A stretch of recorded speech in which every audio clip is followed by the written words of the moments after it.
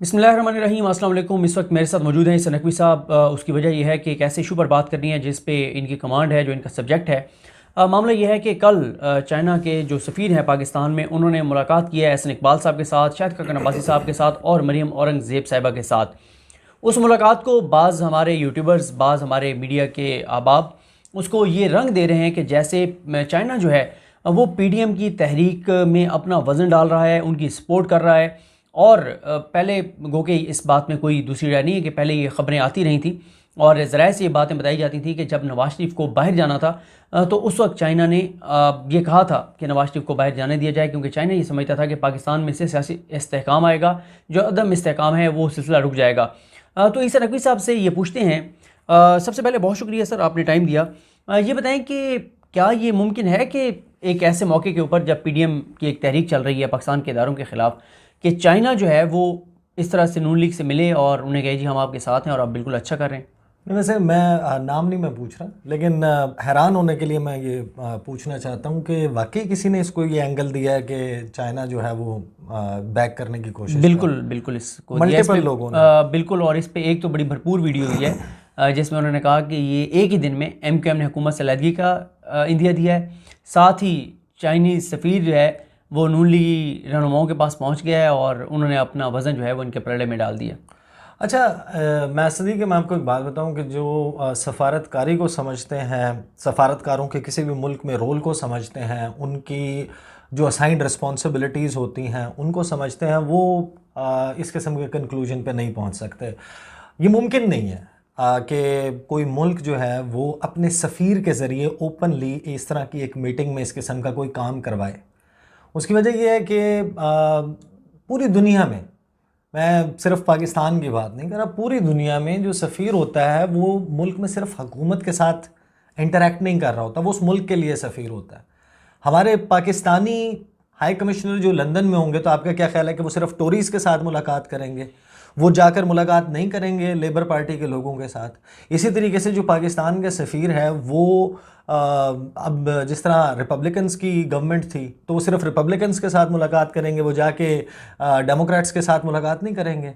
Lobbying करनी होती है अपने मुल्क के एजेंडे को फ़रोग़ देने के लिए। पाकिस्तान की सिचुएशन में ख़ास तौर पर दो चीज़ें मैं आपको बता दूं कि चाइना की, अच्छा ये कोई मैं ऐसी बात नहीं कर रहा कि जो कुछ सीक्रेट हो, ये बिल्कुल ओपन पॉलिसी है चाइना की कि पाकिस्तान में पॉलिटिकल स्टेबिलिटी होनी चाहिए, क्योंकि उनका स्टेक, उनका जो लार्जर प्लान है बेल्ट एंड रोड इनिशिएटिव का, ट्रिलियंस ऑफ डॉलर्स जिस पर लगे हुए हैं, उसका फ्लैगशिप मंसूबा है China Pakistan economic corridor, CPEC.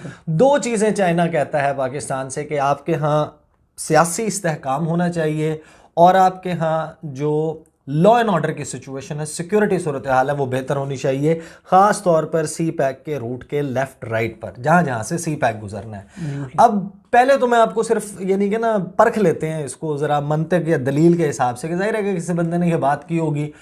ये आपके कोलीग रहे हैं आमिर लियाकत हुसैन साहब कभी किसी ज़माने में? नहीं, वो या किसी एक चैनल में इकट्ठे होने का इत्तेफाक हुआ हो? नहीं, मैं बोल में। अच्छा, नहीं, मैं बाद में गया हूँ, वो पहले थे। वो अपने जो उनका वो मजहबी नीलाम घर टाइप का जो शो था ना, उसमें वो अक्सर कहा करते थे तुक्के लगाओ मुसलमानों, तुक्के लगाओ मुसलमान। अब ये मेरा ख्याल है कि जिन लोगों ने ये बात की है ना, उन्होंने कहा कि अच्छा मुलाकात हुई है चीनी सफ़ीर की नून लीग वालों के साथ, तो अब तुक्के लगाओ यूट्यूबर्स।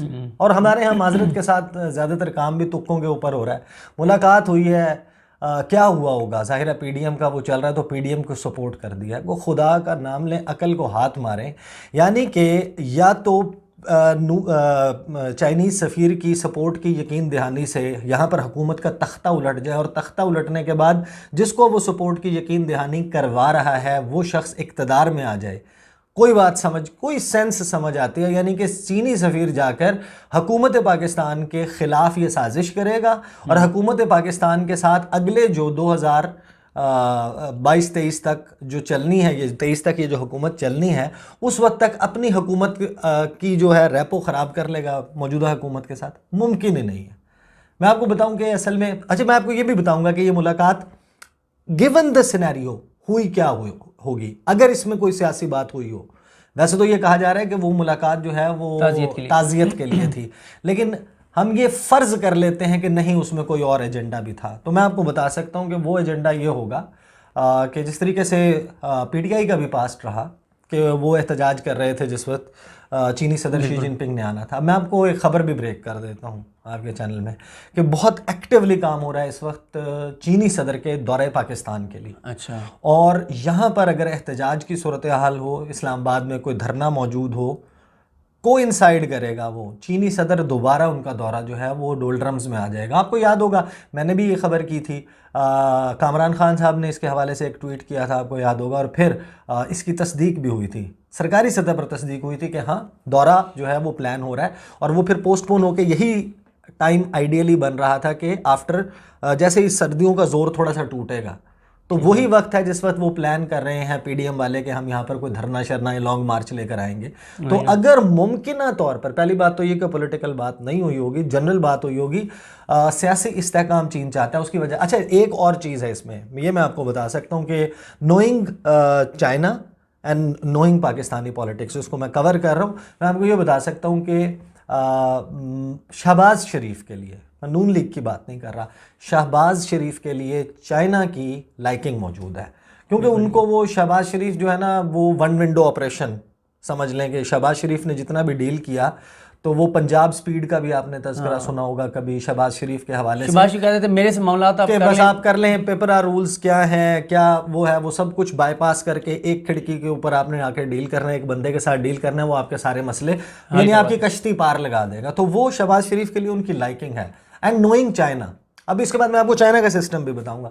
चाइना जो है, अगर मैं आपको बताऊं कि चाइना के लिए ideal situation in case of Pakistan क्या है, कि एग्जैक्टली नॉट अगर के चाइना की तर्ज की ना भी हो, लेकिन पाकिस्तान में एक ऐसी हुकूमत हो जिसने कम से कम इस प्रोजेक्ट के पाए तकमील तक पहुंचने तक उसने हुकूमत में रहना है, उसके खिलाफ कोई मुजाहरा नहीं हो रहा, पॉलिटिकल सिचुएशन बिल्कुल ठीक है, लॉ एंड ऑर्डर बिल्कुल ठीक है, यहाँ पर इंतशार नहीं चाहता। इंतशार चाहता है तो भारत चाहता है, उनकी स्टेट पॉलिसी है। उनका जो कौमी सलामती का मशीर है अजीत डोवल, वो कहता है कि हम पाकिस्तान की वल्नरेबिलिटीज़ यानी कि कमज़ोरियों पर काम कर रहे हैं। पाकिस्तान का बलूचिस्तान हो, कबायली इलाका जात हो, कराची हो, पाकिस्तान की वो फॉल्ट लाइंस जिनको वो कहते हैं, गिलगित बल्तिस्तान को कहते हैं, ये यहाँ पर फॉल्ट लाइंस क्रिएट की जा सकती हैं। और फिर उसी तकरीर में जो उनकी मशहूर ज़माना तकरीर है उसमें उन्होंने कहा कि पॉलिटिकल सिचुएशन, पॉलिटिकल अनरेस्ट, सियासी अदम इस्तेहकाम, ये सूट करता है भारत को पाकिस्तान के हवाले से। चाइना जो है उसने खुद क्या किया, 2018 में उन्होंने एक कानून पास किया। उस कानून के तहत सदर शी जिनपिंग, पहले ये था कि मुद्दत सदारत है कि एक मुद्दत है, उसके बाद सदर जो है वो फॉरएवर कंटिन्यू नहीं कर सकता। उन्होंने वो शक्की ख़त्म कर दी। उन्होंने कहा शी जिनपिंग जो है ना वो इतना अच्छा आदमी है कि वो अब अपनी पूरी ज़िंदगी जो है उसका विजन, हम उसके ऊपर सेटिस्फाइड हैं, ये चाइना को तरक्की की तरफ लेके जा रहा है, ये जब तक चाहे जितनी टर्म सर्व करना चाहे ये कर ले, बंदा ईमानदार है, बंदा। हाँ। अच्छा, अब उसमें ये जो बात कर रहे हैं उनके लिए थोड़ा सा ना इसको समझने के लिए, चाइना मॉडल पाकिस्तान में भी आ सकता है कि अगर किसी बंदे के बारे में समझा जाए कि बंदा ठीक है तो इसको 2028 तक रहना चाहिए। अच्छा नहीं, ये इसके ऊपर मैं बात करता हूँ, लेकिन मैं आपको बताऊँ चाइना ने, अच्छा अब 3 नवंबर को हुआ था अमरीकी सदारती इंतखाब। लोगों ने जो है ना जाहिर है कि गौर नहीं करते बहुत ज़्यादा। आपको पता है कि साइमल्टेनियसली 1-1.5 हफ्ता पहले चीन की भी टर्म ख़त्म हुई है। शी जिनपिंग की जो सदारत की मुद्दत ख़त्म होनी थी वो ख़त्म हुई अक्टूबर के महीने में, किसी को नहीं पता चला। वो उन्होंने एक अपनी जो कम्युनिस्ट पार्टी ऑफ चाइना है उनकी एग्जीक्यूटिव कमेटी का इजलास बुलाया, अगले 5 साल का उन्होंने एजेंडा सामने रखना था। यूजुअली वो 5-5 साल के जो है ना वो करते थे, लेकिन इस दफ़ा डिफरेंट क्या हुआ है, शी जिनपिंग ने इस मीटिंग में 2035 तक का ब्रॉडर एजेंडा जो है वो पास करवा लिया। अपनी कम्युनिस्ट पार्टी ऑफ चाइना की जो एग्जीक्यूटिव कमेटी है 2035 यानी कि अगले 15 साल का एजेंडा जो है कि ये ब्रॉडर आउटलाइन होगी, और फिर उसमें जाहिर है कि थोड़ी बहुत जो हर साल की रिक्वायरमेंट के हिसाब से तब्दीलियां होती हैं वो करते हैं। और 2050 की उनकी जो है वो एक डेडलाइन थी कि हमने जो पीपल्स लिबरेशन आर्मी है उसकी 100 साला नहीं 2050 जो है उस तक उनका टारगेट था कि हम इसको दुनिया की सबसे बड़ी और बेहतरीन आर्मी बनाएंगे। लेकिन फिर उसको रिवाइज किया उन्होंने, क्योंकि 2027 में 100 साल पूरे हो रहे हैं पीपल्स लिबरेशन आर्मी को, उसकी 100वीं सालगिरह है। तो उन्होंने कहा कि 2027 तक हमने इसको सबसे बड़ी पावर बनाना है। तो अब आप इसको कंक्लूड करें कि आप ये कह रहे हैं कि चाइना जिस तरह वहाँ पे चाहता है और यहाँ पे उनका इंटरेस्ट है, स्टेक्स हैं, वो ये चाहते हैं कि अदम इस्तेहकाम ना हो, सियासी तौर पे इस्तेहकाम हो, अमन हो, लॉ एंड ऑर्डर की सिचुएशन ठीक हो, ताकि सी पैक को वो चाइना का क्या इंटरेस्ट है? चाइना का इंटरेस्ट ये है, चाइना का ये थोड़ी इंटरेस्ट है कि सदीक जान जो है वो प्राइम मिनिस्टर हो, हमें बहुत पसंद है, उसकी हमें शक्ल बहुत अच्छी लगती है, हमें उसका तज्जिया बहुत अच्छा लगता है। ऐसे थोड़ी मुल्क काम करते हैं। बंदे को बात करते हुए ये नहीं सोचना चाहिए मैं बात क्या कर रहा हूँ, उनको क्या लगे, नॉन्ग रॉन्ग को क्या पता कि उसका क्या इंटरेस्ट हो सकता है कि कौन बंदा, उन्हें अपना काम चाहिए। उनका काम जो है वो हो सकता है जब एक स्मूथ फंक्शनिंग हो हुकूमत की। फिल वक्त जो अगर रखना नज़र आ रहा है, जो सबसे बड़ा एक बॉटल नेक बन गई है इस हुकूमत के रास्ते में, आप उसको माने ना माने, लेकिन जो वाहिद एक रेजिस्टेंस नज़र आ रही है, और फिर उसमें एक क्योंकि वो भी है, एम्बिग्विटी भी है, क्लियर तो नहीं है ना कि कल क्या होगा, एक हफ्ते बाद इनकी क्या मूव होगी और उसका क्या नतीजा निकलेगा। इवन आप ये अंदाज़ा लगा लें कि इससे अगर कोरोना वायरस फैल जाता है खुदा न खास्ता, तो पाकिस्तान इस कदर प्रेशर में चला जाएगा। अब चीन को सऊदी अरब के पैसे वापस देने के लिए पैसे देने पड़े, बिल्कुल चीन को पाकिस्तान को बेल आउट करना पड़ रहा है मुख्तलिफ मकामात पे। अगर ये हुकूमत कोरोना वायरस की वजह से 4-5 महीने के लिए इस मईशत को दोबारा जो है वो बंद करना पड़ जाता है, जो खुदा न खास्ता ये जो इंडस्ट्रियल साइकिल चल रहा है इसको बंद करना पड़ जाता है, तो जो फॉल आउट आएगा पाकिस्तान पे, जो पैसों की रिक्वायरमेंट होगी, अल्टीमेटली चाइना क्या ये चाहेगा कि वो अपने जो 60 अरब डॉलर की इन्वेस्टमेंट और वो अरब हार डॉलर के, ट्रिलियंस ऑफ डॉलर्स के जो प्रोजेक्ट्स हैं, जो उनके मनसूबा बंदी है फ्यूचर की, जो BRI इसके ऊपर डिपेंड कर रही है बड़ी हद तक, वो उसको क्या जाने देंगे, ऐसे कुएं में जाने देंगे? ऐसा नहीं हो। Sorry, coming back to very last point, वो जो आपने जहाँ से स्टार्ट हुआ था कि अगर तो चीनी एम्बेसडर ने जाके नून लीग के किसी बंदे को ये कहा है, तो वैसे